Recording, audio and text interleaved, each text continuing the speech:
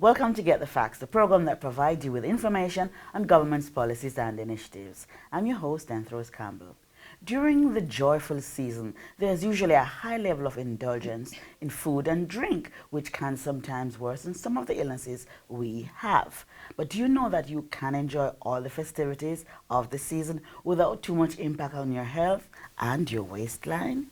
Today we encourage you to watch what you eat and stay healthy. And to help us eat responsibly is registered dietitian within the Ministry of Health and Wellness and parish nutritionist for Clarendon, Debbie Otti Golding. Mrs. Otti Golding, welcome to the program. Thank you for having me.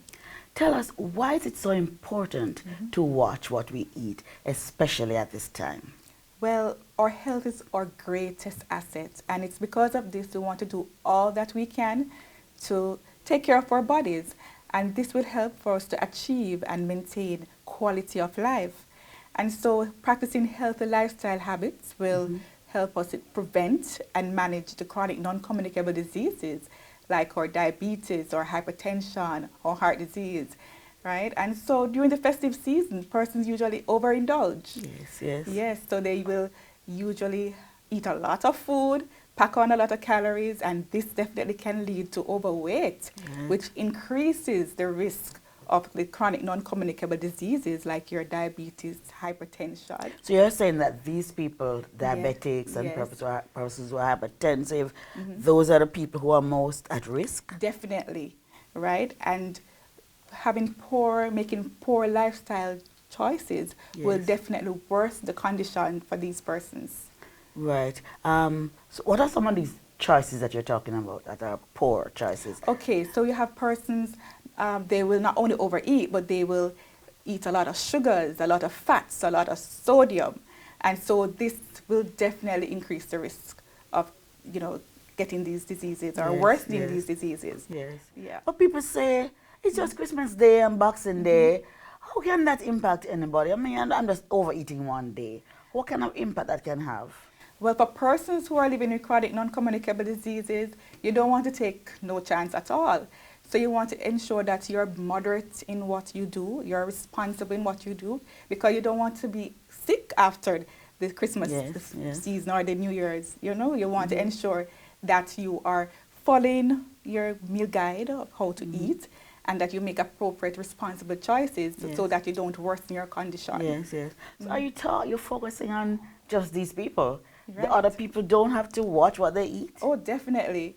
It's very important for us without the persons who are living without the chronic non-communicable diseases to be mindful of what they eat, because you usually tend to want to overeat. And what happens when you overeat is that, again, you pack the calories and then it leads to overweight or obesity.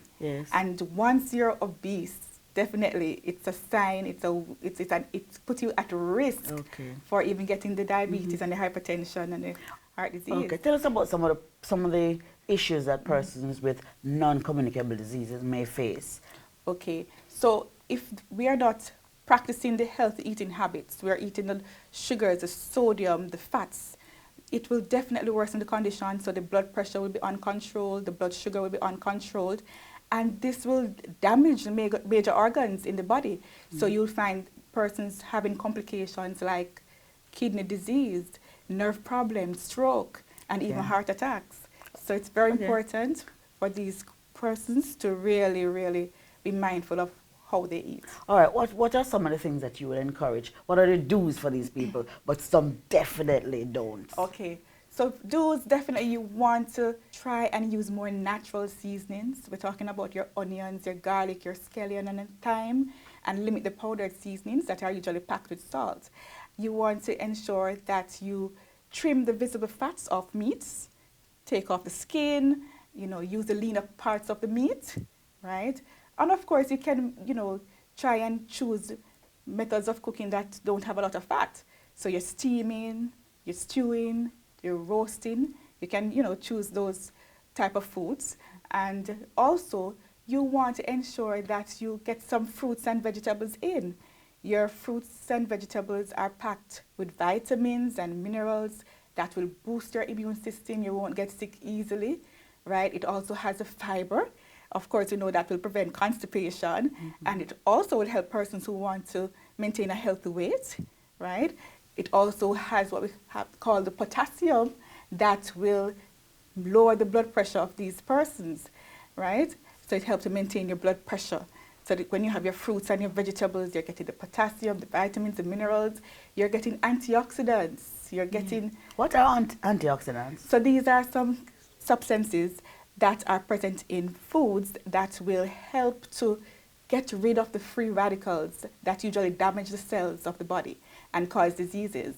So, for example, sorrel. Sorrel is something that persons usually have during the festive season. And that's rich in antioxidants? That is rich in antioxidants, right? Studies were done that suggested that it has the flavonoids that will help to prevent disease. And so the sorrel is good. You can't put any sugar in the sorrel. I would not say that, but we have to be very moderate in what we do. Yes. You don't want to overdo it. Yes. So I know that persons sometimes they have the sorrel without the sugar, and they find it very refreshing. Yes, you just right? need to They put a just lot add of the ginger, yes, right? Yes. But it's very important that you watch your portions, of course. Yes. So you're not going to overdo the sugar, right? So, but enjoy the benefit of the sorrel so that you can get the vitamins and the minerals and the antioxidants. So, people who are diabetic and hypertensive and so on are on certain medication. Tell us about the impact of overindulgence on medication that you might be on. All right. I'm thinking of alcohol. During the festive season, persons usually drink a lot of alcohol. And of course, this can interfere with the medication. The medication will not work well. As effective, right? And so it's very important for persons to be mindful of that. Don't be afraid to ask if alcohol is in the meals, right? So you want to ensure that for women, you can have a drink. We're going to come to the specifics of alcohol later, how much you should have and not have. But there's also issues with some fruits and the medication, like grapefruit. Okay, so grapefruit, definite for persons who have high cholesterol. It is recommended that they don't have the grapefruit with their medication. Yes, it will definitely not allow the medication to work well. Effectively. Right. Okay, all right. So we're talking healthy eating habits this season. We're going to take a short break now and continue with more from our nutritionist, Debbie Otti Golding. Please stay with us.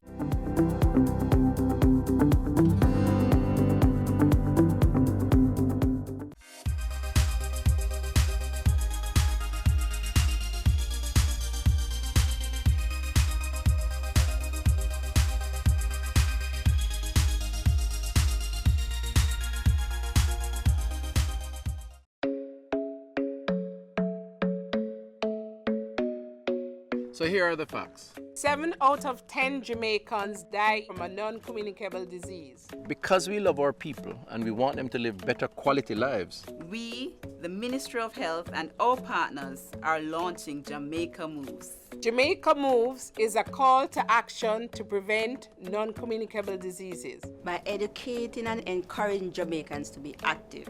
Eat healthy. and start living 30 minutes at a time.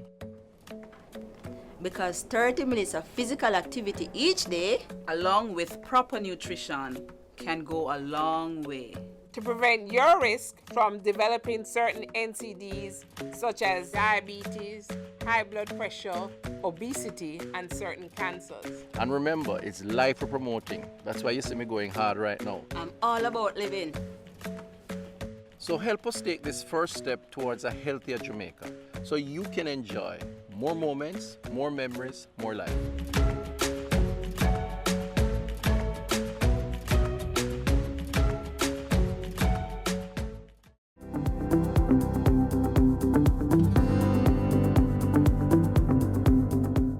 Welcome back to Get the Facts. We're talking about eating responsibly during this festive season with nutritionist Debbie Otti Golding from the Ministry of Health and Wellness. Let's take a look now at preparing food. What are some of the things we should consider when we're preparing food during this time? Because there are lots of food preparation, yes? So food safety is very important to one's health.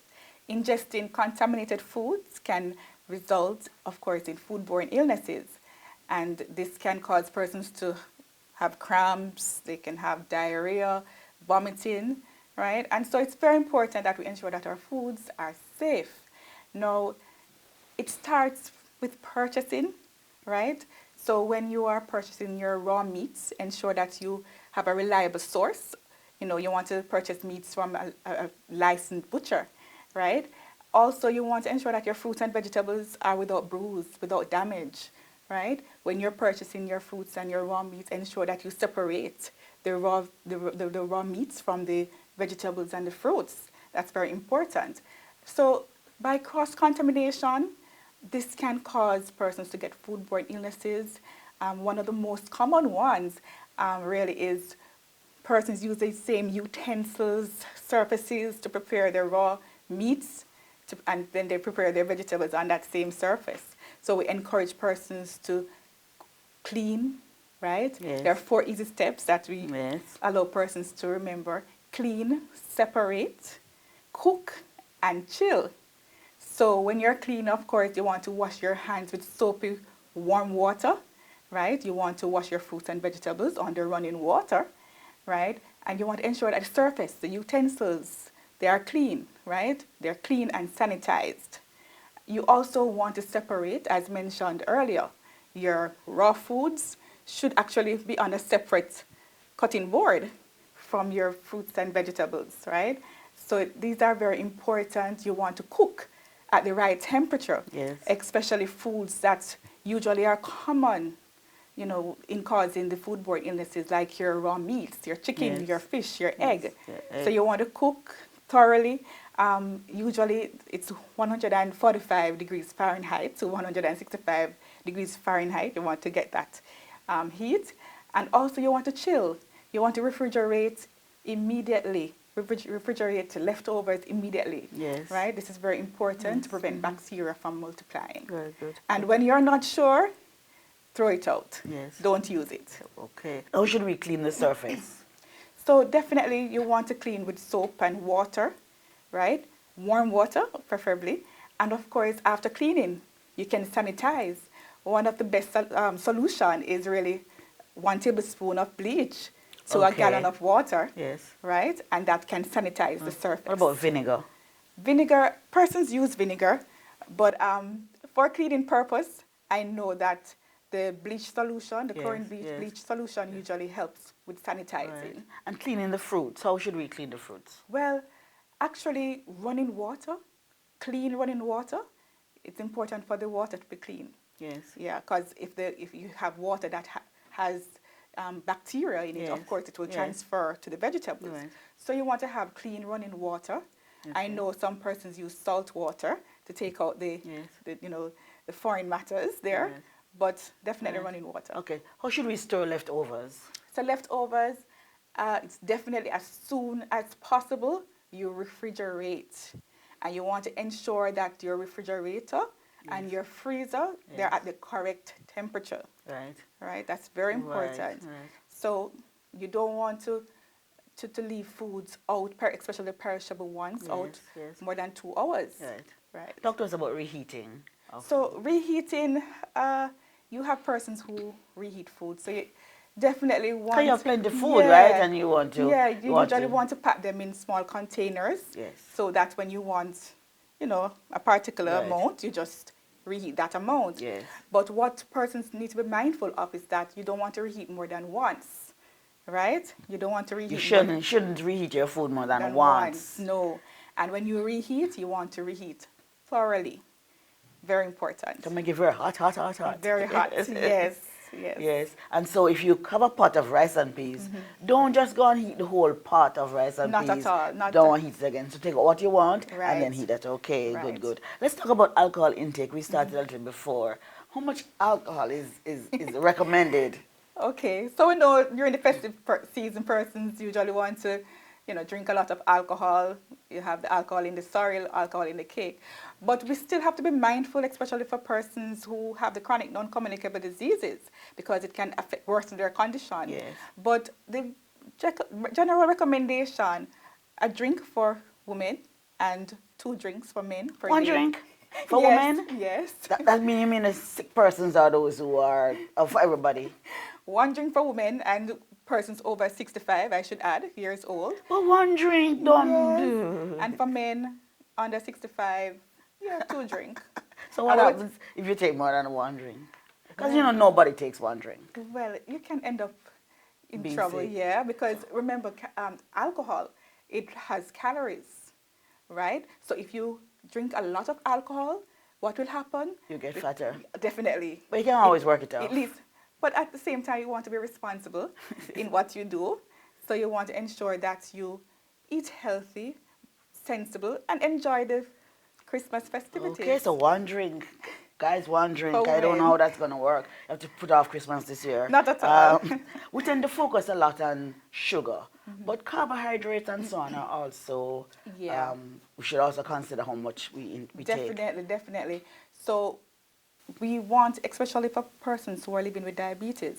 So it's not only the sugar, cut down the sugar, but you want to focus on the total carbohydrate Yes. intake. But you're focusing on diabetics, so, but Yes, because so diabetics, you're warned. You've been warned. usually what we find after the holidays, Yes. they end up at the hospital. Okay. High blood sugar. Right. Okay. Yes, so it's very So we important. can like eat plenty and then go and jog and so on. No, at all times, moderation. All times, Yes. everything in moderation. Right.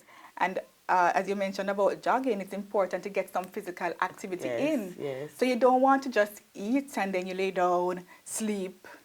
That will increase your risk of getting the abdominal fat. Yes. So it's one of the quickest way of Yes, gaining weight. yes, So you yes. want to ensure that you take a walk, Yes, right? yes. After eating, take a walk. And that will definitely help to stay healthy. So it's Christmas time, it's a festive season, but you can enjoy the festive season without being sick or putting on weight or so on. You heard it. Let's take heed. Thank you so very much for coming and sharing those tips with us and get the facts today. I'm hoping that everybody would listen and try to eat healthy and so that we can live to see next year. It was my pleasure.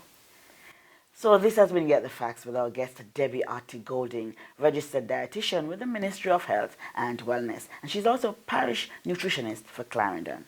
Until next time, I'm Rose Campbell. Take good care, take care of your health, and see you next time.